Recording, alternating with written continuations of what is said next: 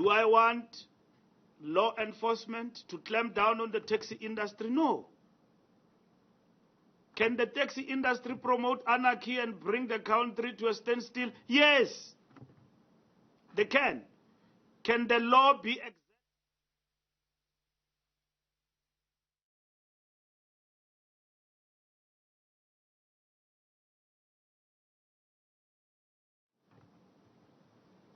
That is absolutely unnecessary. Collusion over what? Over 100%.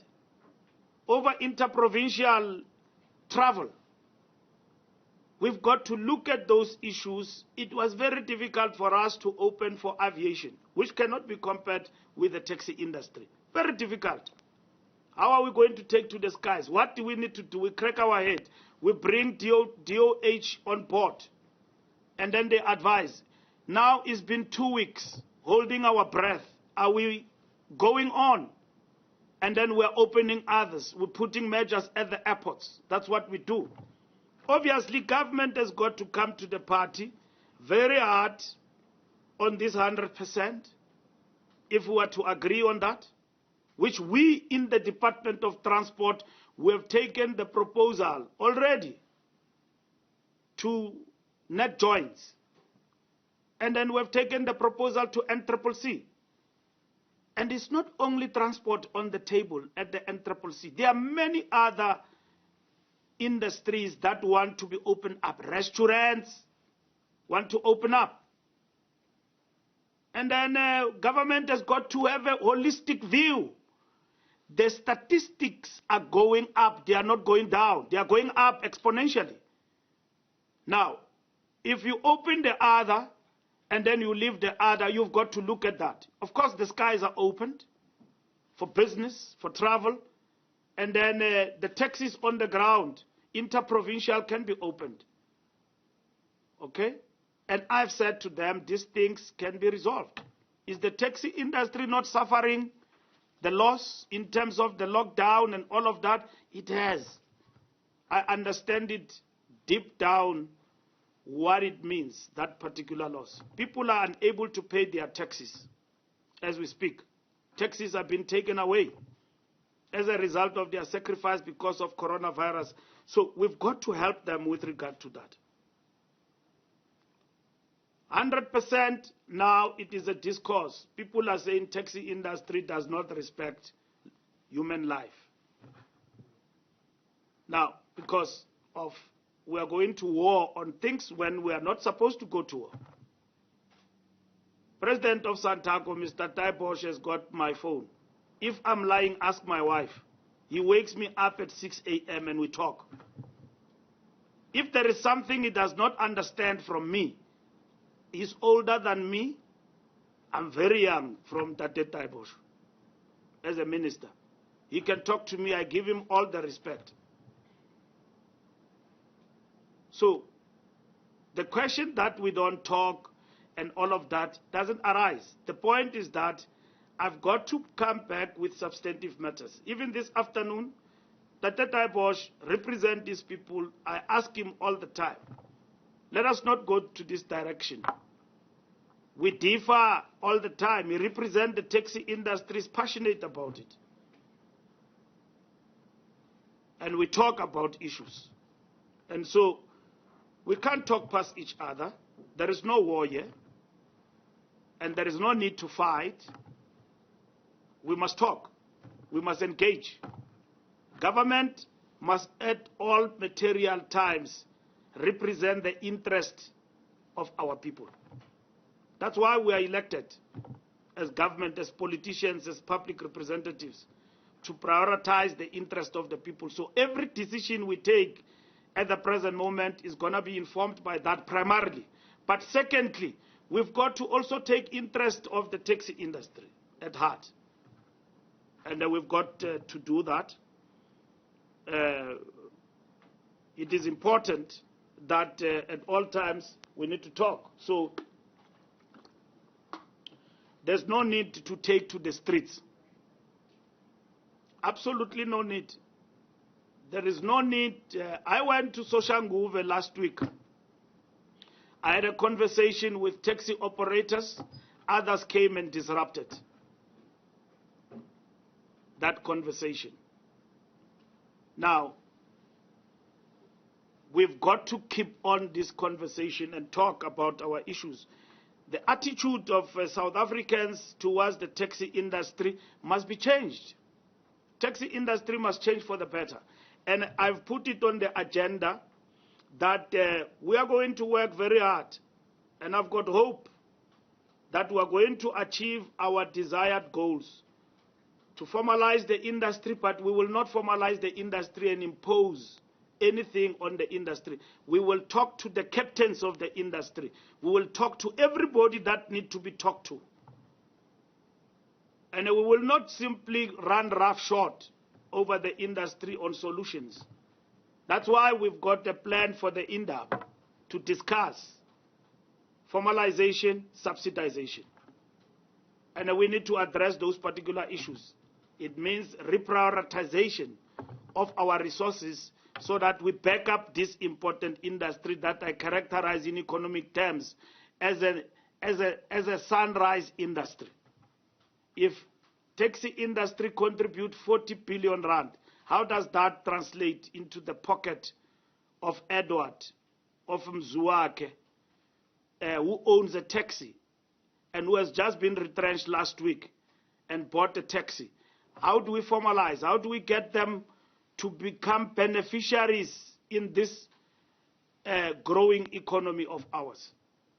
And this is a huge industry that we basically need to support. And I've raised these issues in the boardrooms, and it is really unfortunate that every time we've got to resolve issues, we've got to fight. So, to summarize it all, the taxi industry, we care about it, and at the same time, the difficult issues that arise as a result of COVID-19 have not helped us to fast-track our model of ensuring that the taxi industry is formalized, and we have big discussions around it. It does not help us. COVID-19 have just thrown us into disarray. And so it has affected our plans, which plans we are now beginning to resuscitate and bring them into action. Have we lost the grip on the taxi industry? I can't characterize that to say we have lost the grip or not lost the grip. What I'm saying is that can we be rational? Can we basically open up? And I found people in the taxi industry who are very reasonable. I found people who understand and who have been in this industry, some of them long before we were born, and have been in this industry for decades and for years. And at this industry, they've been, standing and fighting and all of that from days of apartheid till today. They've taken kids to school through this industry. So the democratic dispensation must serve them, but equally themselves, they must come to the party, and like we do. And so I don't see any grip being lost. I see points of differences. Which points of differences have not been too much far from each other, except that we've been disorganized by COVID-19.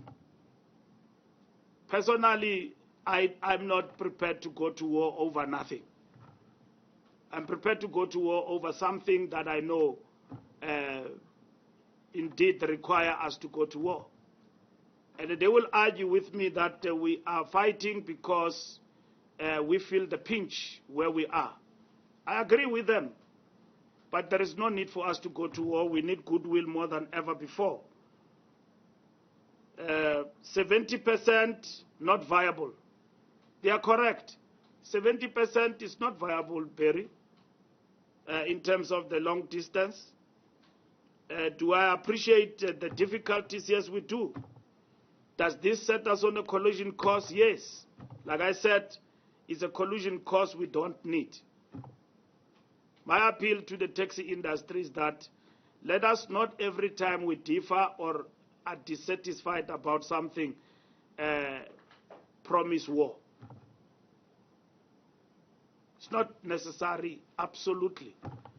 And then dare the state and then say that we will show you our muscle, where the taxi industry will occupy the streets. We will render this country ungovernable. We've got the capability to do that. You can only take to the streets if somebody is not prepared to talk to you. I'm ready to talk to the taxi industry. I'm resolving their issues that they've raised with me. I must be guided by the NCCC. NCCC met last week. It did not meet on Tuesday, the date that I said after the NCCC, I'll go back to them. It did not meet. It met on Thursday.